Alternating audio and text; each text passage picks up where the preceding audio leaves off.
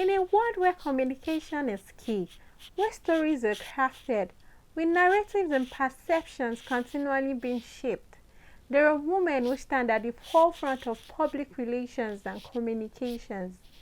Welcome to Prayer Woman of the Month, a monthly series dedicated to celebrating and amplifying the voices of Nigerian female practitioners who are making waves in the world of prayer and communications globally. In each episode, we delve into the experiences and insights of those women as they share the strategies they employ to thrive in this ever-evolving industry. Through their stories, Prayer Woman of the Month offers practical advice and appreciates the power of strategic communication. Get ready to be empowered, informed, and inspired. Take a listen and enjoy.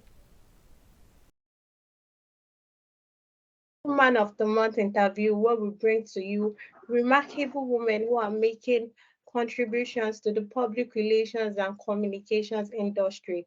I'm Pretty Dowu, and this month it's a pleasure to bring our guest, Efe Obiomah. Efe Obiomah is a seasoned public relations specialist with a career journey of over 2 decades, having specialized in the media, telecommunications, and consulting industries. She began her career journey in Tequila, Nigeria, and then moved to become the public relations specialist of Etisalat, now Nine Mobile, managing several PR campaigns for Etisalat consumer engagement and corporate social responsibility initiatives. In her career journey, she became the pioneer public relations manager of GOTv, where she had supported the launch of several GOTv and DSTV channels that has now become household names, notably her Telemundo, Z-Word, African Magic Igbo, and supported in the publicity of African Magic Viewers' Choice Award. Currently, Efe Obiomah is the Chief Executive Officer of Brand Spark, a contemporary public relations firm that caters for forward-thinking organizations. It's a pleasure to have you here, Efe. And how are Thank you today? you. I'm very well, thank you. It's great to be here as well. So, if your career journey has seems filled with a lot of experiences, and now you're a senior public relations professional managing a PR firm, Brand Spark, can you walk us through these experiences? Well, I think my career journey has been very interesting. I would like to say, I don't like to, yes, I do believe it was been orchestrated by God.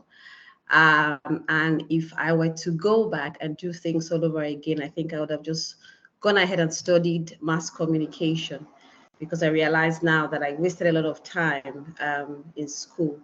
But I'm thankful for bosses who saw my core strengths and harnessed them and helped me to find my footing as to where I am today. So specifically speaking to the work that I do, or how my PR journey started, as I said, my boss, I was in the brand management team, and my boss he said he wanted me to become a rounded marketing communications professional. And so I was moved to the Etisalat PR department. And one of the first major PR campaigns that I managed was Nigerian Idol. So at the time, if you're very familiar with the Etisalat brand, it had a very strong youth-focused strategy. So in attracting the youth, we thought, what could we do beyond just having developed a dedicated product for the youth market? So engagement was part of it, and we thought to use two core initiatives proposed by the youth segment managers, Nigerian Idol sponsorship, and something called ClickFest. So ClickFest was like a campus mentoring and fun fair. But Nigerian Idol, we then saw, okay, from an entertainment standpoint, we could use that to promote young talent who are interested in music.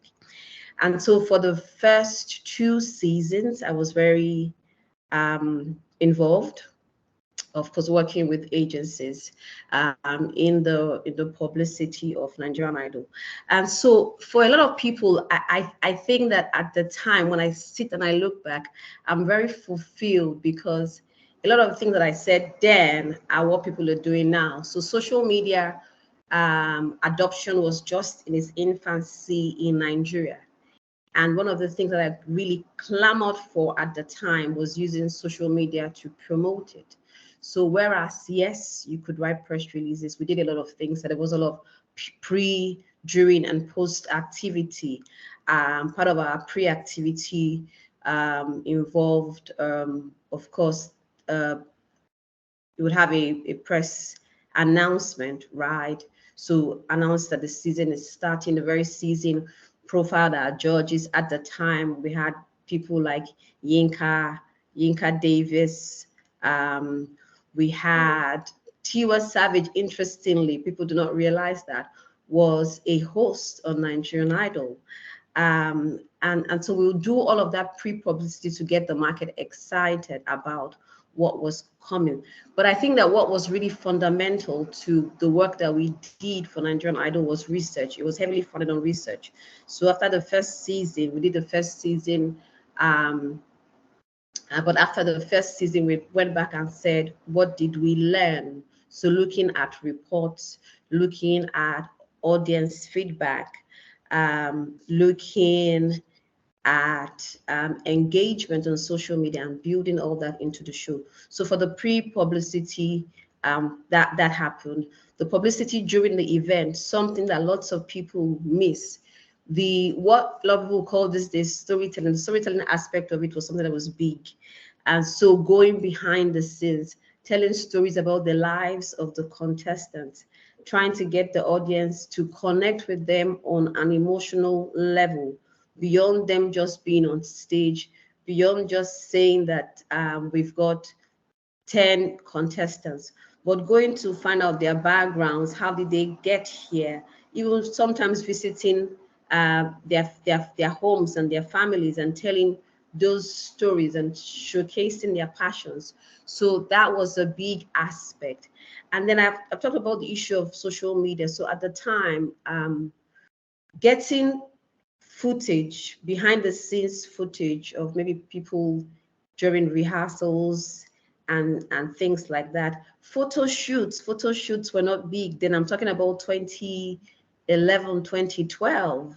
They're not That's a what long time ago. exactly. So we did those things at the time. I think working with Kelechi Amadiobi, getting photo shoots of our contestants and pushing all of this content out.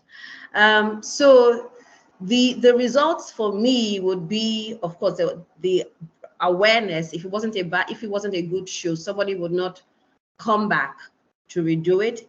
And the fact that one of our biggest success stories would be Mercy Chinwo, the gospel artist. So she was the winner of Nigerian Idol season 2. So I'm very, very proud to have been a big part of that project.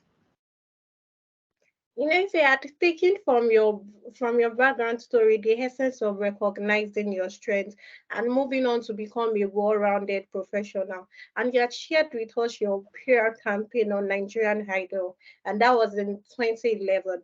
Currently, what are the key PR strategies you consider when launching PR campaigns? Well, the market is very different in Yes. 2023.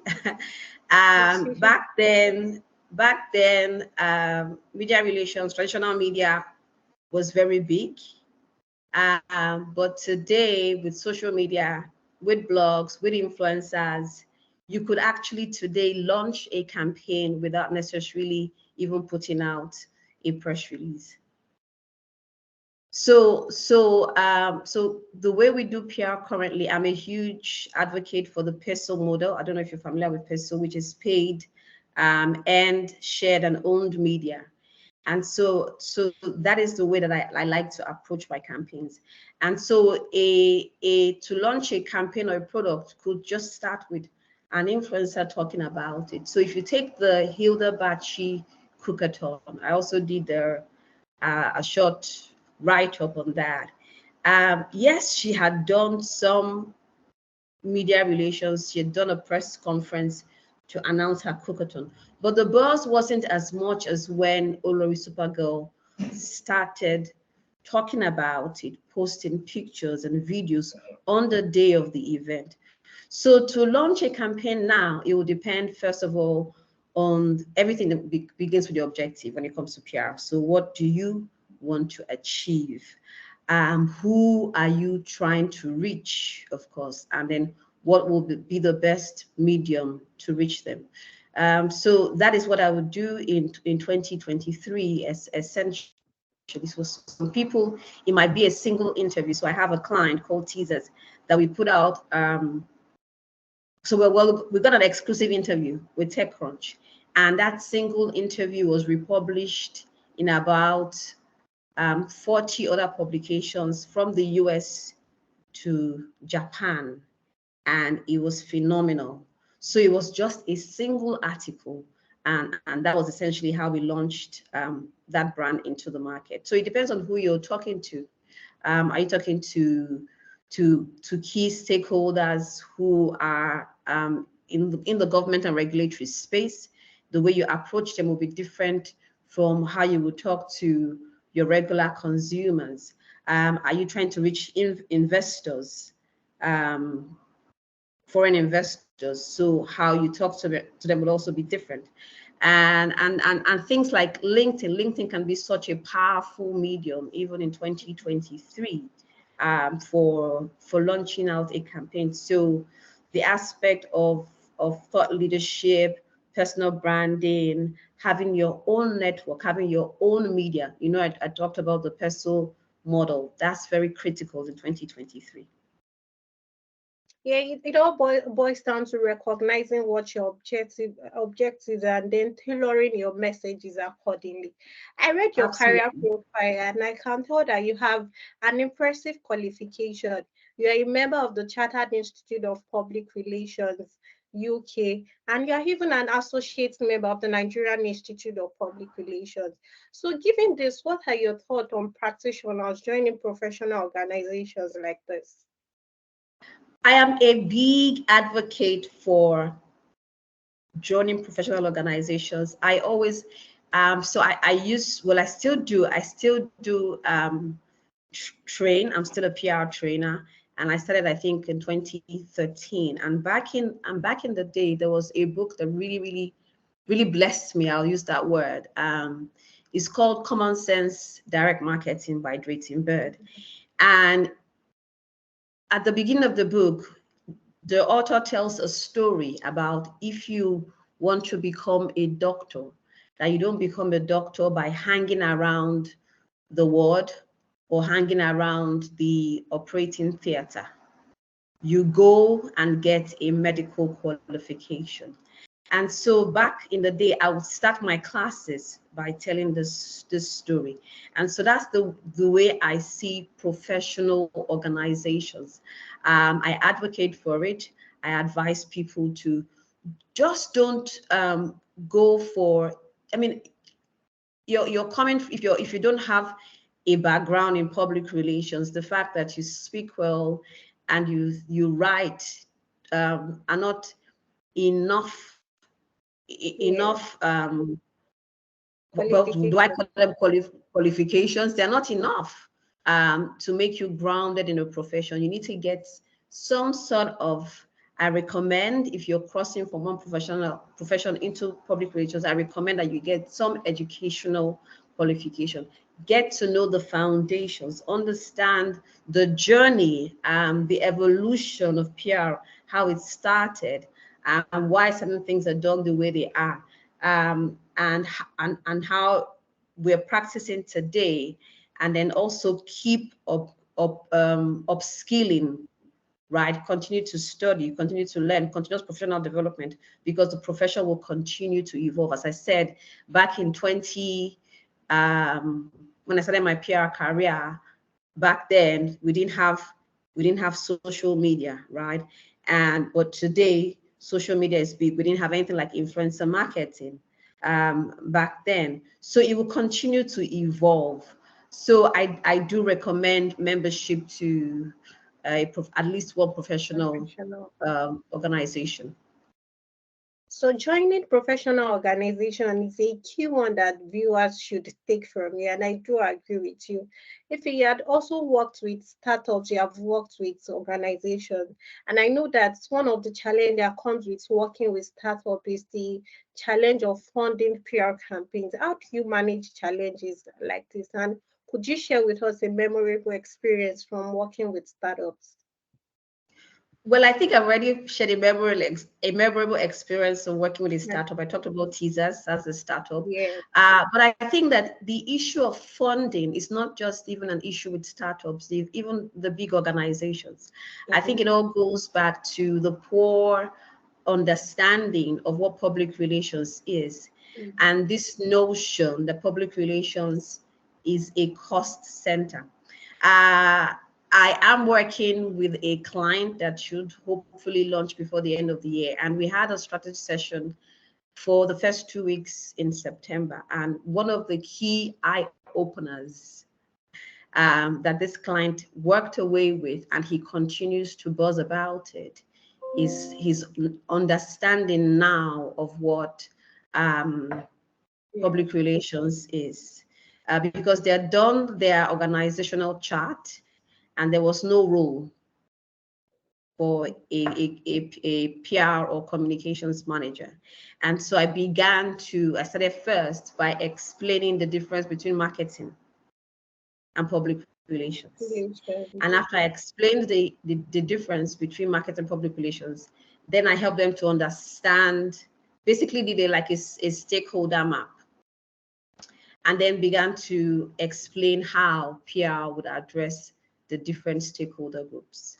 And so at the end of that strategy session, the organogram had evolved to include a public relations role. So for me, how do I then get startups to spend, or how do I get organizations to assign a budget? Again, I think I have written an article, I think I called it 12 reasons why your PR department needs a budget, is to essentially just sell the value of public relations. Public relations. Yeah. And I know that you are currently the Chief Executive Officer of Brand Spark. Could you tell Yes. us what your typical day looks like as the Chief Executive Officer? Well, so Brand Spark is young.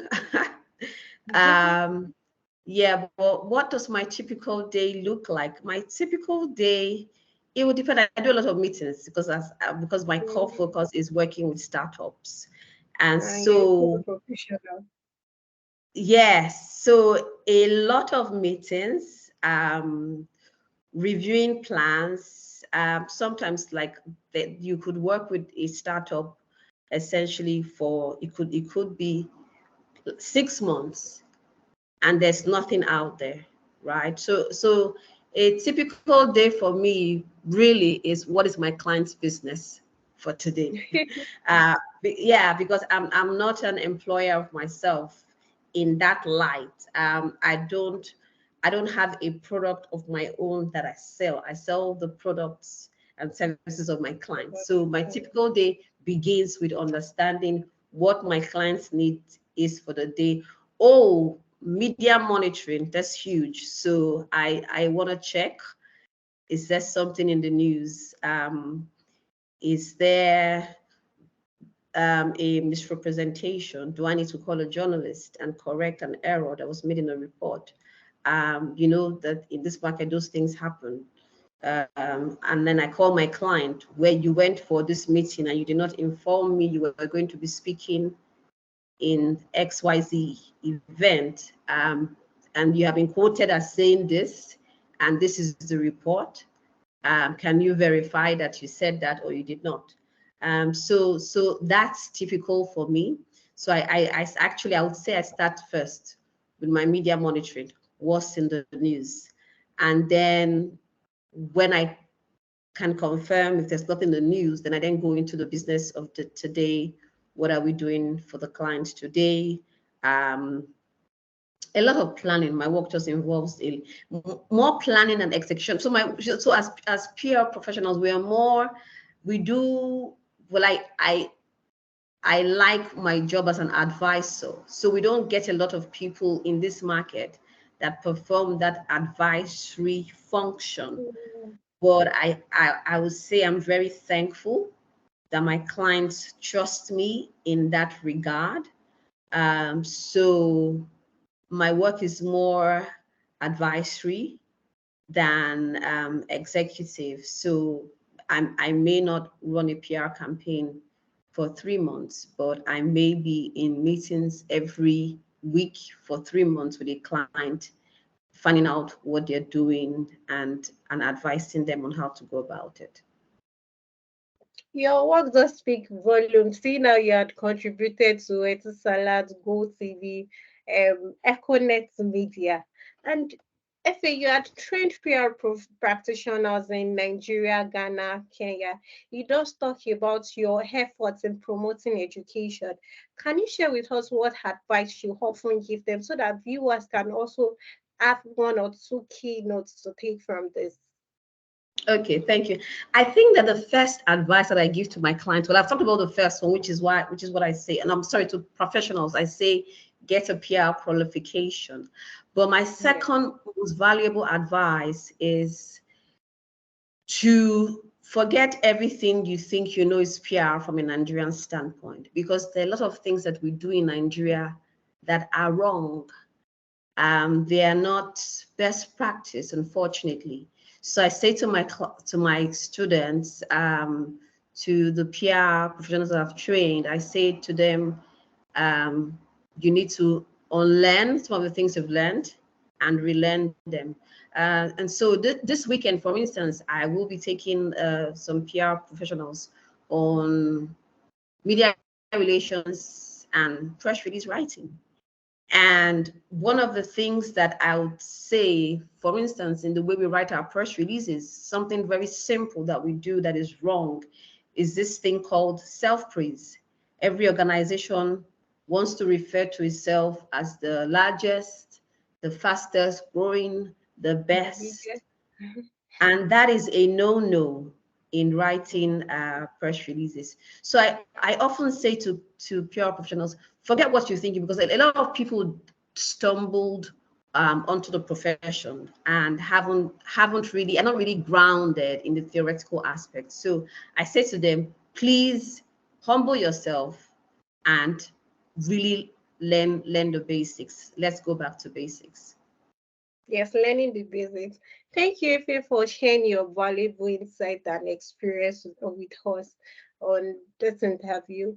It's all boils down to learning, relearning, and unlearning as well.